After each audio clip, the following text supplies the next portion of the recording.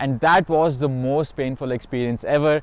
I could not even get up from my bed for like 3 days, and I never had to buy an expensive winter jacket all throughout my 4 years of studies in Canada. And now looking back at it, I just realized that sometimes things are not in your control. What's up YouTube, it's Shivansh here. I hope you guys are doing well. Welcome back to my channel. So winter is almost here and it's already starting to become a little cold in Canada, and I thought this was the perfect time to create a video about some winter mistakes that you need to avoid if you are planning to come to Canada as an international student or as a new immigrant. And these are some of the mistakes that I personally have made over the years, and I just wanted to share my experience with you so that you don't have to go through the same things that I had to go through when you come to Canada and experience your first winter here. But before we start this video, please make sure to hit the subscribe button and the bell icon, and also hit the like button because your support is extremely important for me and for my channel. And let's just keep a target of, let's say, 300 likes for this video, and I'm 100% sure that you guys will help me achieve that. And with that being said, let's start this video. Okay, so the very first mistake that you need to avoid is not dressing up in layers. As you already know that it snows so heavily in Canada, and the temperatures can go as low as -20 or -30 degrees Celsius. And in these extreme temperatures, it can be very difficult and painful if you have to walk outside in the snow, or even if you have to take a bus to get to your work or to your school. So basically you have to do three things. One is that you have to dress up in layers. Now, since it gets so cold in Canada, you can't just expect to wear a single warm jacket over a t-shirt and just walk outside in the snow or just go out during the winter months. What you need to do is dress up in multiple layers. So you can wear a warmer inside, then a t-shirt over that, and then a sweater or a sweatshirt, and then finally cover that with a warm winter jacket, which will be your topmost layer. So if you dress up like this in 3 to 4 layers, then you can be sure that whenever you have to go outside or walk outside in the snow, you won't feel extremely cold, and you won't just start hating Canada because it's your first winter here and you feel so terrible and so cold. The second thing that you can do is buy a warm winter jacket from Canada, or once you land in Canada, because the jackets that are sold in Canada are specifically made for extreme weather conditions. For example, they are temperature rated to -25 or -30 degrees, and they're also made of down fur or faux fur, which can help you keep extremely warm even if it's freezing cold outside. So if you can, then you should invest in a good winter jacket because it'll make your life a lot easier, and a good winter jacket can also last you for several years. But at the same time, I understand that a good winter jacket can be expensive. It can cost you several $100s. But if you don't want to spend that much money, then you don't necessarily have to buy a winter jacket from Canada. So as long as you're dressing up properly in layers, you can be just fine with a regular warm jacket from India or from your home country. For example, I never had to buy an expensive winter jacket all throughout my 4 years of studies in Canada. Even though I was in Alberta, which is a lot colder than Ontario, I was just fine because I was dressing up properly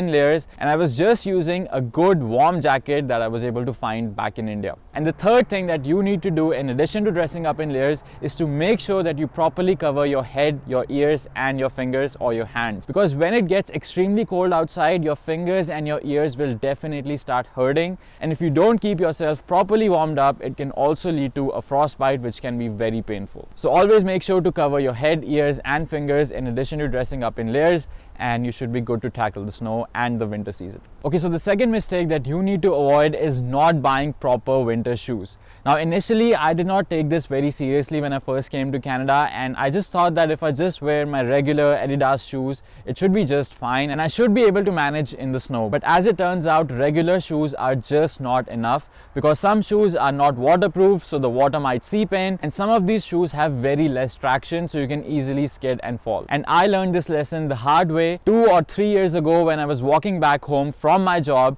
I did not realize that there was black ice on the sidewalk, and all of a sudden I just slipped and fell and twisted my leg, and that was the most painful experience ever.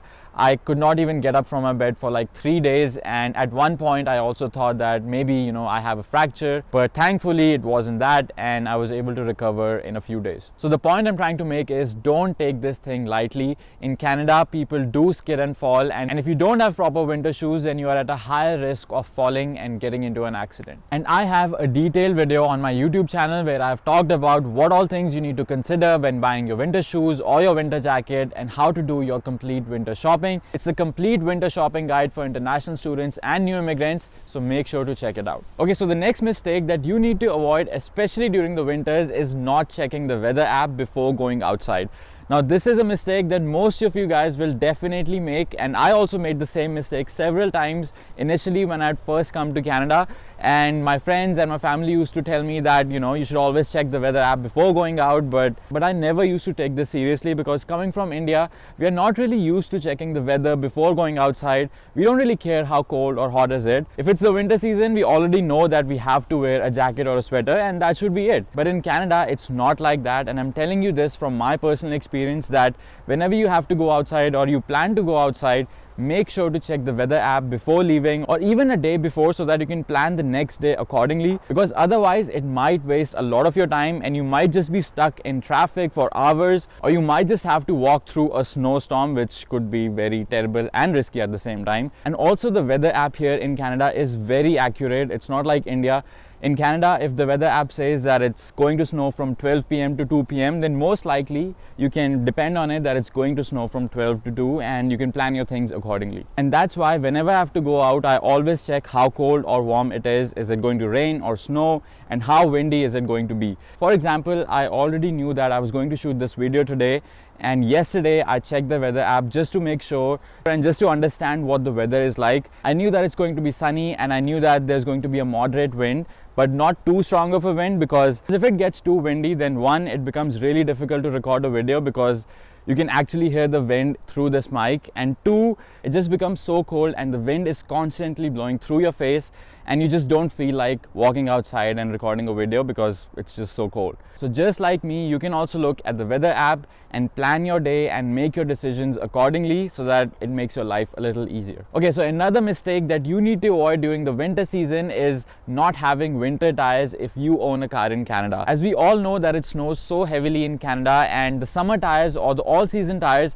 are not really suitable for the extreme winter temperatures, because whenever the temperature falls below 4 degrees Celsius, then the tires become really stiff and hard and they lose all their traction. So during that time, if you don't have proper winter tires, then your car will most likely skid on the snow, and it can also lead to very serious accidents. So it is highly recommended that you buy a separate set of winter tires with a 3-peak mountain symbol on it, which specifies or which designates that these tires are suitable for extreme snow and extreme ice conditions. And also, some car insurance providers also mention in their agreement that you need to have proper set of winter tires during the winter months from November till February or till March. And if you don't have those proper winter tires, then you may not get your full insurance claim if you ever get into an accident. And the reason why I know this is because I've recently bought my first car in Canada, and for those of you guys who follow me regularly or who watch a lot of my videos, you might already know that I've been in Canada for over 9 years, and this is the first time that I've actually bought a car in Canada. And I'll be sharing my car buying experience and my journey with you guys in the coming videos.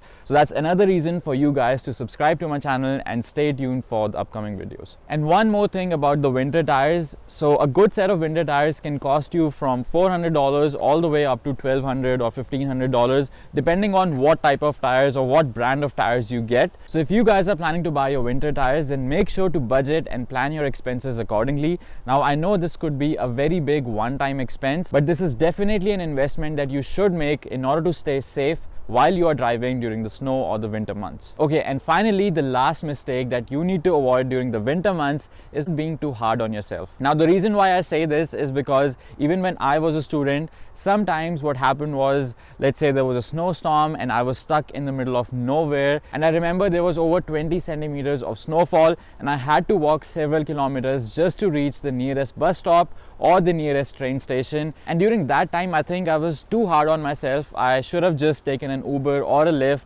and I should have just gotten back home or to the nearest train station, and that would have made my life easier. And now looking back at it, I just realized that sometimes things are not in your control.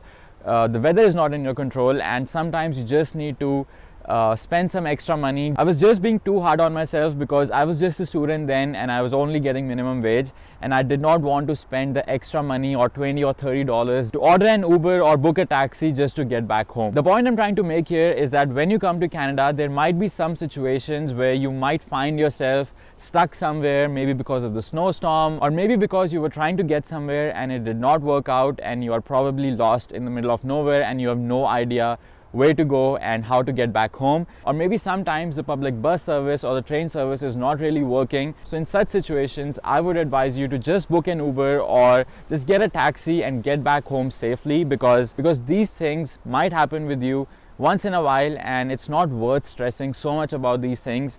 And it's always better to just spend the extra money and get back to safety. And don't worry, you'll earn all that money and even more than that in the future if you just keep working hard. So don't stress about these small things and just don't be too hard on yourself. Alright, so that's all I have for you guys for today. I hope you guys found some value out of this video, and if you haven't hit the like button yet, make sure to give this video a big thumbs up because we have a target of 300 likes. And if you haven't subscribed to my channel yet, make sure to hit the subscribe button and the bell icon, because I make so many useful videos about studying and working in Canada, and I'm sure you'll find all of them to be very useful. And if you have any questions, then feel free to comment below, or you can also reach out to me on Instagram at Singla119, and I'll be happy to answer all your questions. With that being said, I'll see you guys in the next video. Bye.